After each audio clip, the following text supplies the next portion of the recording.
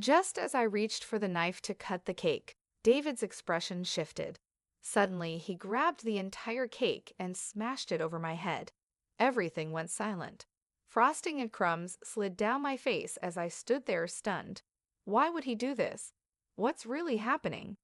Hello everyone, my name is Anna, a 32-year-old marketing director living in New York City. Tonight, I'm standing in front of my closet, trying to decide what to wear for my 5th wedding anniversary party. 5 years, can you believe it? It feels like just yesterday that David and I were exchanging vows after our whirlwind romance. Babe, have you seen my diamond earrings? I call out to David. Check the top drawer where you always leave them, he replies, sounding a bit annoyed. I roll my eyes. Right, because I'm so forgetful, I mutter under my breath as I find the earrings. Catching my reflection in the mirror, I smile to myself. Not too bad for someone who spends more time in a boardroom than getting dressed up. I take a deep breath and smooth down my dress. Showtime. The doorbell rings, and I hear David greeting the first guests. Plastering on my best host smile, I head downstairs. Anna, darling, you look absolutely stunning. My best friend Claire gushes as she kisses my cheek. Thanks, Claire. I'm so glad you could make it, I say warmly. I spot David's mother, Miriam, scrutinizing the decor with her usual critical eye. Anna, dear, don't you think these centerpieces are a bit much? She asks, her voice dripping with disapproval. I bite back a retort and smile politely. I think they're lovely, Miriam, but thanks for the feedback. David slides up beside me, wrapping an arm around my waist. Mom, everything looks perfect. Anna did an amazing job. His support comforts me, but I notice his grip tightening slightly as Miriam raises an eyebrow. As more guests arrive, including my parents and David's sister Natalie, I slip into hostess mode, laughing at the right moments, keeping glasses full, and ensuring that the conversation flows smoothly. So, Anna, any new projects in the works? My dad asks, pride evident in his voice. Actually, yes. I'm working on launching a new product line. It's still early, but I'm really excited about it, I reply enthusiastically. That's wonderful, sweetheart, my mom chimes in. Out of the corner of my eye, I see David's jaw clench. We haven't exactly talked about this project yet, and I know he's not thrilled about the demands it will place on me. The atmosphere feels tense. Maybe it's Miriam's constant whispering to David or the sympathetic glances Natalie keeps throwing my way. But I push those thoughts aside. It's our anniversary after all. Everything should be perfect, right? The party is in full swing, and I'm feeling good. Maybe it's the champagne, or maybe it's just the joy of having all our friends and family here. Either way, it's time to cut the cake. David, honey, let's cut the cake. I call out, giggling as I approach the elegantly decorated centerpiece. David weaves through the crowd toward me, but before I can pick up the knife, Miriam's voice cuts through the noise. Wait just a moment. We have a family tradition for this. Let's do it properly, she insists. I roll my eyes, feeling bold from the bubbly warmth. Oh, come on, Miriam, it's just cake. Without waiting, I grab the knife and playfully slice a small piece. The next thing I know, there's a blur of movement, and suddenly, the entire cake is slammed onto my head. The room goes deathly silent. It takes a second for me to realize what just happened. David, my husband, has smashed the cake onto my head in front of everyone. My scalp stings from the impact, but the humiliation is far worse. I feel the weight of everyone's eyes on me, the collective gasp echoing in the room. Without a word, I turn and run, barely hearing Claire call my name as she follows me upstairs. In our bedroom, I collapse, sobbing. Claire wraps her arms around me as I break down. Anna, oh my God, are you okay? I can't believe he did that, she says, her voice full of concern. I don't know what happened, I stammer, still in shock. Claire's voice turns firm. Anna, listen to me. This isn't okay. You need to leave him. This isn't the first time he's tried to control you. You know it. I hear raised voices from downstairs. My dad's fury cuts through the murmur. How dare you humiliate my daughter like that? I bury my face in my hands. This can't be happening. It's all a misunderstanding, right? Claire's phone buzzes. She glances at it, her face hardening. It's a text from Natalie. She says, "You won't believe this. Miriam's actually praising David for what he did. She's recording it." I feel sick. How did everything go so wrong so fast? "Anna," Claire says gently, "you don't have to go back down there. We can leave right now." But I shake my head. No, I need to fix this. It was just a misunderstanding. Despite Claire's protests, I reapply my makeup, carefully covering the red mark on my cheek.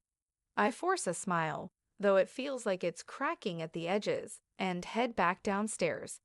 The party is still going, but the atmosphere is thick with tension. I hear whispers and catch sideways glances, but I push through. "Everything's fine," I announce, my voice only slightly shaky. "Just a little too much champagne, that's all." I spend the rest of the night in a daze, playing the perfect hostess, laughing at jokes, and refilling glasses, all while avoiding David's eyes. When the last guest finally leaves, I slip upstairs and collapse into bed, feigning a headache to avoid talking to him.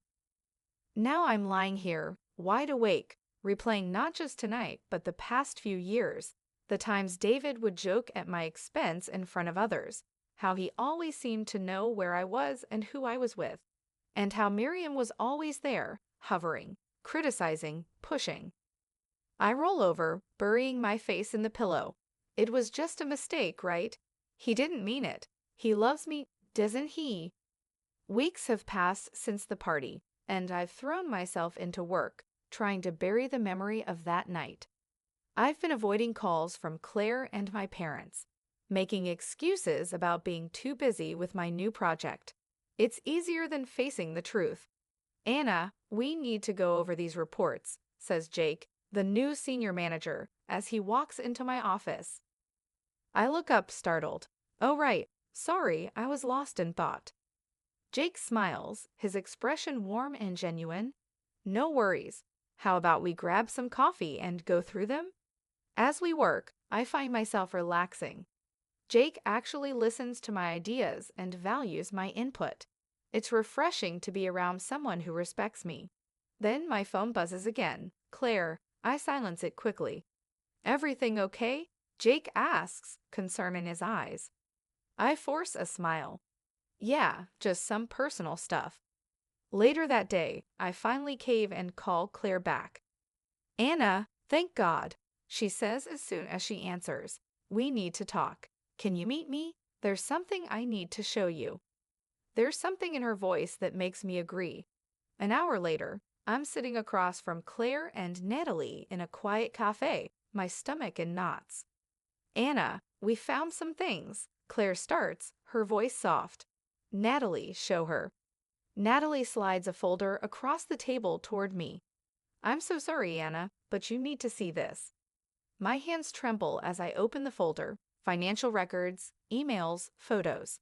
My world starts spinning. "He's been stealing from your company," Claire says gently. "And that's not all." Natalie pulls out her phone and plays an audio recording. I hear David's voice, followed by Miriam's. "We need to get control of her assets before she catches on," David says.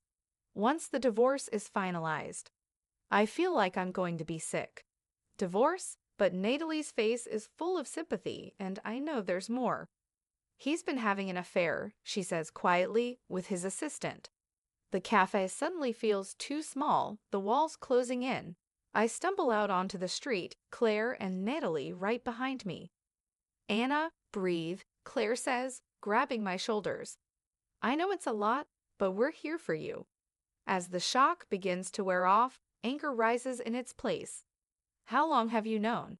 I ask, my voice unsteady. "We started digging after the party," Natalie admits. "I couldn't stand by any longer, not after what he did." I take a deep breath, trying to steady myself. "What else?" They exchange glances before Claire speaks again. "Miriam's been spreading rumors, trying to ruin your reputation in the industry. I laugh bitterly. Of course she has.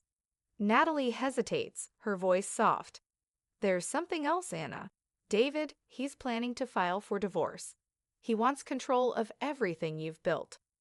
I feel like I've been punched in the gut again, but beneath the pain, there's something else, determination. No, I say, my voice firmer than I feel. No, he's not going to take anything from me. Not anymore. Claire squeezes my hand. What do you want to do? I straighten up, meeting their eyes. I want to fight back. I want to protect myself, my career, everything I've worked for. And I want David to pay for what he's done. Natalie nods. We're with you, Anna, all the way. As we start to plan our next move, a strange mix of emotions floods through me. Yes, I'm devastated, but I'm also angry. For the first time in a long time, I feel powerful. David thinks he can destroy me? Let him try. I'm done being a victim in this story. It's time to write my own ending. For weeks, I've been working nonstop, setting my plan into motion. Late nights with lawyers, secret meetings with my parents, and endless preparation for tonight's gala. My hands tremble as I adjust my dress, knowing what's about to unfold. You ready for this? Claire asks, squeezing my hand. I take a deep breath, as ready as I'll ever be. We step into the gala, and I spot David and Miriam almost immediately. They're working the room, all smiles and charm. If only everyone knew the truth. Anna, darling. David calls out, his voice dripping with false sweetness. Come, let me introduce you to the Millers. I plaster on a smile. In a minute, honey, I need to prepare for my announcement. As I make my way toward the stage, I catch Natalie's eye. She gives me a subtle nod. Everything is in place. Ladies and gentlemen, I begin, my voice steady despite the rapid beating of my heart. I'm thrilled to announce my latest project. It's a story about truth, justice, and the masks we wear. I pause, glancing at David's smug expression. He thinks this is just another career move, but tonight it's so much more. But before I tell you about the project, I continue. I'd like to share a different story, my story. The lights dim, and a video begins to play. Gasps ripple through the room as footage of David's controlling behavior and Miriam's manipulation fills the screen. David's face twists in fury as he realizes his private misdeeds are now laid bare for all to see. "What is this?" he shouts, his voice full of rage. But his outburst is drowned out by Miriam's recorded scheming. The audience watches in shock as financial records flash across the screen, followed by testimonials from former employees. David and Miriam try to push through the crowd, desperate to flee, but they're met at the exit by police officers. "David Green, you're under arrest for embezzlement and domestic abuse," an officer announces as he cuffs him. Miriam shrieks, "You can't do this. Do you know who we are?" But her protests fall on deaf ears as they're both led away. The room erupts in chaos. Reporters clamor for statements. Industry power players express their shock and support. And through it all, I stand tall, finally free from the weight of secrets and lies. In the days that follow, my phone doesn't stop ringing. Interviews, messages of support, even job offers pour in.